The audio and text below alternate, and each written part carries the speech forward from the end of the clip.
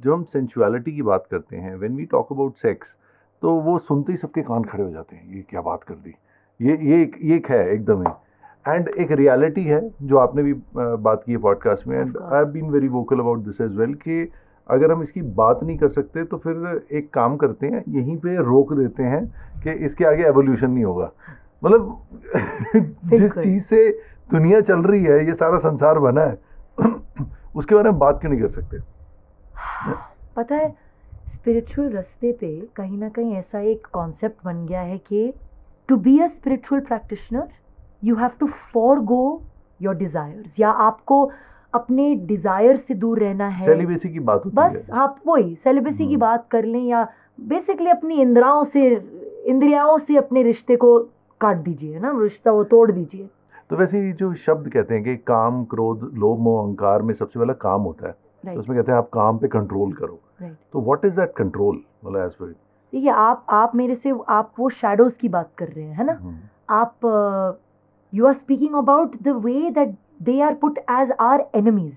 पर अगर आप पुरुषार्थ को देखें, 4 पुरुषार्थ को देखें, तो उसमें भी तो धर्म, अर्थ, काम, मोक्ष है। आप अब काम को देख लो, उस पॉइंट ऑफ व्यू से देख लीजिए कि वो आपको टोक रहा है, या आप उसको 4 operating principles of human life के मुताबिक देख लीजिए।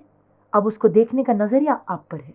हमारी जो सारी संस्कृति में जो टेक्स्ट भी है ना, अगर आप कामसूत्रा की भी बात करें, कामसूत्रा में भी वत्स्यायन अक्सर ये कहते हैं कि whoever is reading the Kama Sutra should use their discernment, क्योंकि कामा सूत्र में हर जो चीज लिखी है वो हर इंसान के लिए नहीं है। The time, the place, the context matters.